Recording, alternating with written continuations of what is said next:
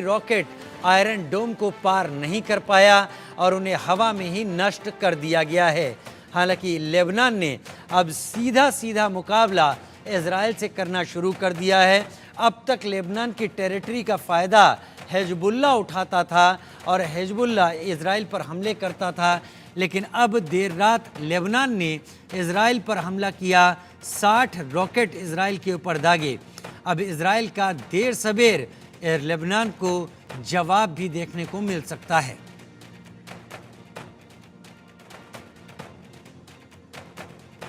इससे पहले हमास ने इजराइल में घुसकर 7 अक्टूबर 2023 को 1200 इजरायलियों की हत्या कर दी थी और 200 से ज़्यादा को किडनैप कर लिया था।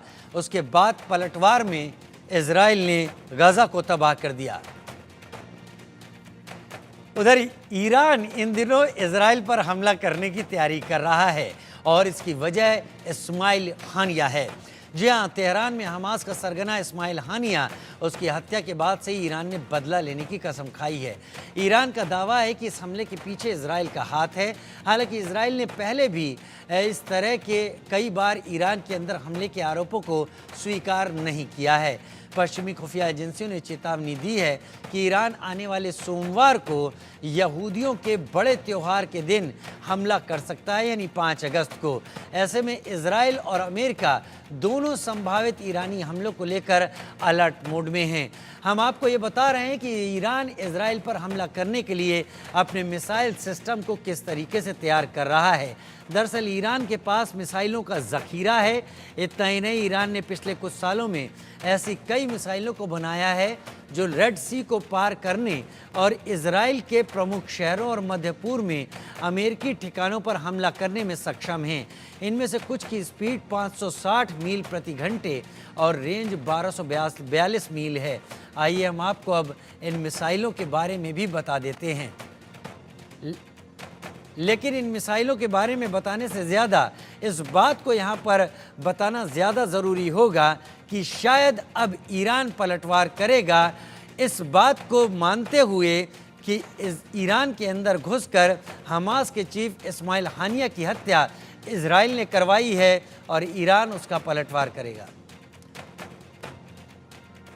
तो ईरान के पास सिज्जिल मिसाइल है जिसकी लंबाई 18 मीटर है, व्यास 1.25 मीटर, वज़न 23,600 किलोग्राम, रेंज 2000 किलोमीटर। अपने साथ 700 किलोग्राम का पेलोड लेकर ये जा सकती है। उधर खैबर मिसाइल खुर्रम शहर के नाम 4 के नाम से मशहूर ईरानी बैलिस्टिक मिसाइल है। 2000 किलोमीटर रेंज, 1500 किलोग्राम का वॉरहेड रखती है। इमाद मिसाइल की रेंज 1700 किलोग्राम, पेलोड 750। फतेह मिसाइल, फतेह 2 ईरान में हाइपरसोनिक मिसाइल कही जाती है। 1500 से 1800 किलोमीटर की रेंज है।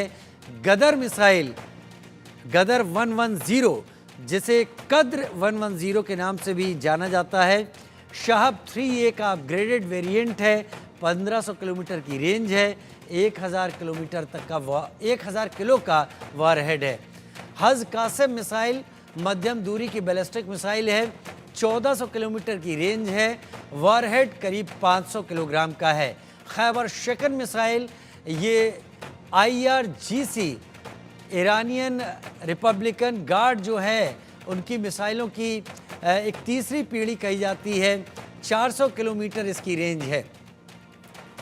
पावे मिसाइल लंबी दूरी की क्रूज मिसाइल है और इसकी रेंज 1650 किलोमीटर है। शाहब 3 मिसाइल, इसकी रेंज 1000 किलोमीटर है।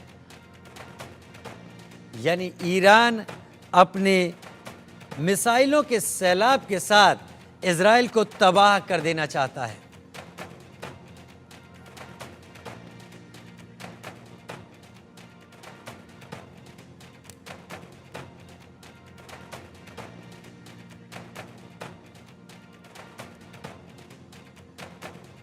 ईरान सीधा मुकाबला अब इजराइल से करने जा रहा है, इस बात का शक जताते हुए कि इजराइल ने ही ईरान में घुसकर इस्माइल हानिया को मारा है। और अब बड़ी खबर का रुख कर लेते हैं। बड़ी खबर इस वक्त आ रही है कि इजराइल को गोला बारूद न देने की भारत में मांग उठाई गई है। रक्षा मंत्री राजनाथ सिंह को एक पत्र लिखा गया है। अर्थशास्त्रियों समेत 25 नागरिकों के एक समूह ने पत्र लिखा है। गोला बारूद के निर्यात का लाइसेंस रद्द करने का आग्रह किया है। इजराइल को किसी भी नए लाइसेंस को देना बंद किया जाए। ऐसी रिक्वेस्ट 25 अर्थशास्त्रियों, न्यायाधीशों और प्रभावी लोगों की तरफ से रक्षा मंत्री राजनाथ सिंह को लिखी गई है पत्र के जरिए कि इजराइल को किसी भी तरीके का गोला बारूद न दिया जाए, कोई भी नया लाइसेंस न दिया जाए, इजराइल को गोला बारूद न देने की मांग उठाई गई है। अर्थशास्त्रियों समेत 25 नागरिकों के एक समूह ने ये मांग उठाई है।